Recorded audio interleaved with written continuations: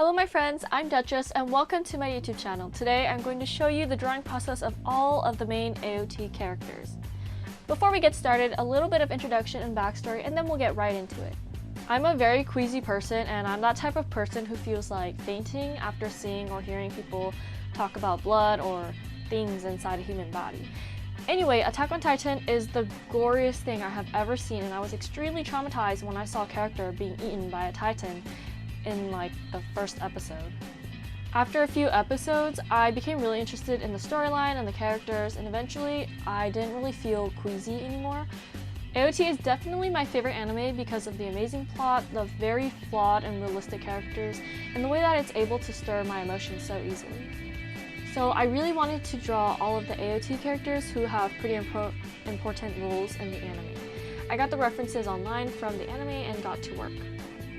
The first person I really wanted to draw was Armand Arlert because I think he's really cool. He's intelligent, sensitive, and very caring, and overall a great person.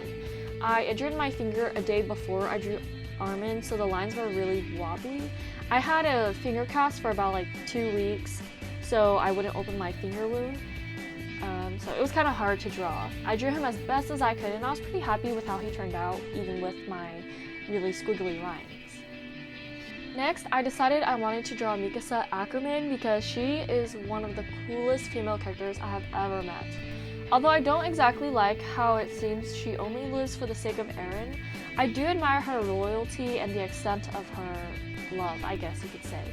Her cool and mature personality are also some traits that I really like, and I think that's what makes her even more inspiring. I've drawn Erin Yeager several times, but he never turned out as good as I wanted him to. I struggled with drawing him this time as well, but he did turn out better than the previous ones, in my opinion. Erin is such a phenomenal character. His story, his background, the unfortunate events he went through and experienced really shaped him into who he became. Also, if you listen to one of the songs in the 4th season, I think it's called Akuma no Ko, it kind of goes deeper into Erin's mind and perspective, and it's really heartbreakingly beautiful, just like Erin. Then I drew Connie Springer. He's like the comedic character in this anime, but I think this anime has so many mature themes, so his humor isn't always there. I really liked his character development. He started off as an easygoing guy who was optimistic and goofy, but throughout the show he develops a more serious and mature personality because of the hardships that he endured, just like everyone else. I really hope he lives until the end and gets the ending he deserves. John Kirstein. Anyway, honestly, I thought he was going to be one of those dull characters that act like a jerk, but he turned out to be a very genuine person. I loved his friendship with Marco, Sasha, Connie, and everyone else. I loved the part when he completed the training and graduated as one of the top 10 from the 104th Training Corps, but he decided not to join the military police brigade and joined the survey corps instead. I think this made him a very admirable character, and just throughout the show, he's just never really disappointed me. So yeah, I hope he doesn't die in the last part of season 4. Sasha Brous was the last character I drew on this sheet because I feel like Erin, Mikasa, Armin, Jean, and Connie, and Sasha, were like the main characters of AOT. Sasha was always super hilarious and always put a smile on my face since the first episode. Like the rest of the AOT characters, Sasha experienced many terrible things and she eventually grew up into a reliable and strong woman. I literally cried so hard when she was shot in the 4th season, and it totally caught me off guard. I wish she could have lived and experienced true freedom and, gotten to eat all the meat she wanted. Erwin Smith. He was so charismatic and an amazing leader. I feel like the way the characters were introduced in AOT were so ominous, and I had no idea who was who or who was bad or who was good. Erwin was a bit strange to me at first, but he's really quite awesome, and I think that the way that he left everyone was very well written. Levi Ackerman. Honestly, he is the coolest anime character I have ever seen out of like the 5 animes that I've watched. Just like Erwin, I wasn't sure what to think of Levi at first because there wasn't a lot of context about him or Erwin. There were moments of sarcasm and sassiness which were amusing, but when I first saw him in action, that was the moment I realized how incredible he was. I also like how throughout the series he's always so chill and nothing ever really phases him. However, there are a few moments of vulnerability which were displayed in the most perfect ways. Hanji Zou, or Zoe? Didn't everyone think she was a little bit crazy? I kind of got used to her oddness, but I think that's what makes her a very interesting character. She grew more serious over the series as well and wasn't all that crazy after finding out the truth about Titans. She's a very good character and I really enjoyed watching her in the series. Marco Bot. I loved his friendship with Jean and I cried when Jean found his body after their first encounter with the Titans. I was so betrayed when Annie, Reiner, and Bertolt left him for the Titans. I think he and Armand would have been great leaders together if he had lived.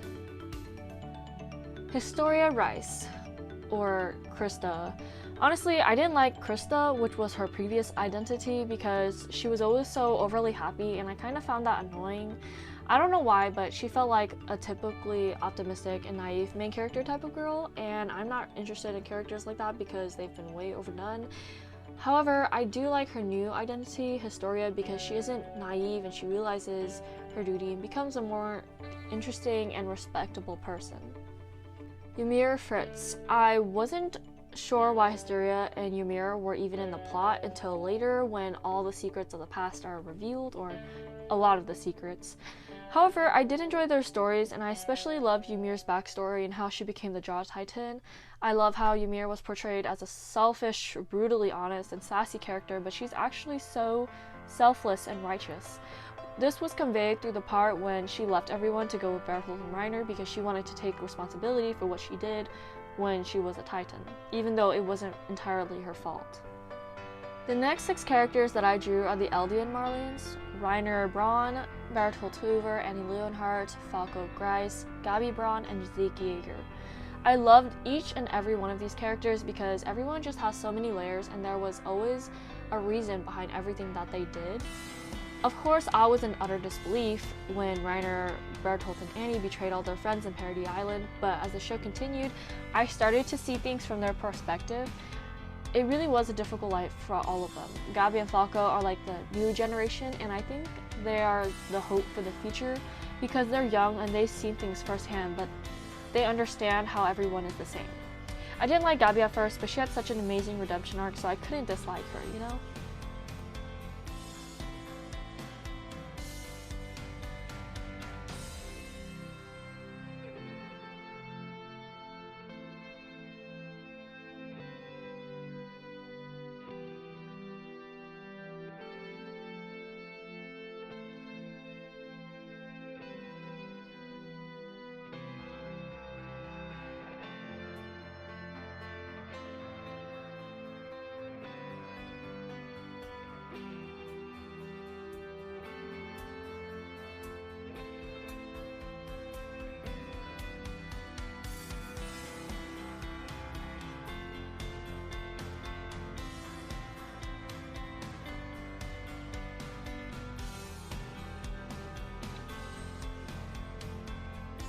We're almost done with all the characters. The next 6 are the less impactful characters, but still important.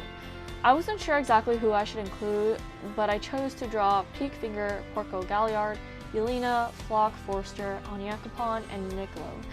I drew Peak and Porco because I actually really like them and they had significant roles in AOT. I also drew Yelena because I feel like she's important. She was there like throughout the whole 4th season. She kind of gives me the creeps. Anyone else feel the same?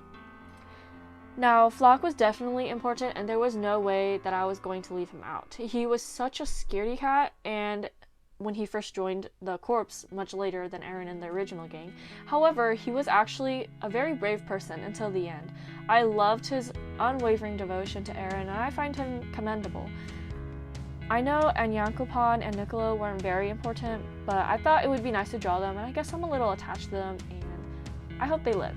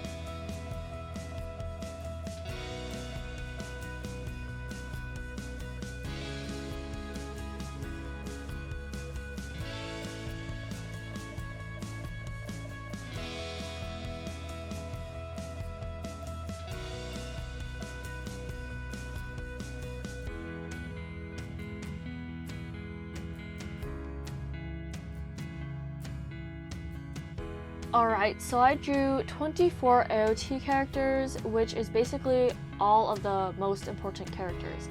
I'm really happy and proud of how they turned out, and I'm glad I was able to vent out all of my love for them and make this video. Let me know down in the comments below who your favorite character is.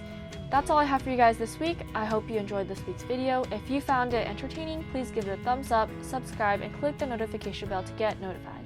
Thank you so much for watching. I hope to see you next week.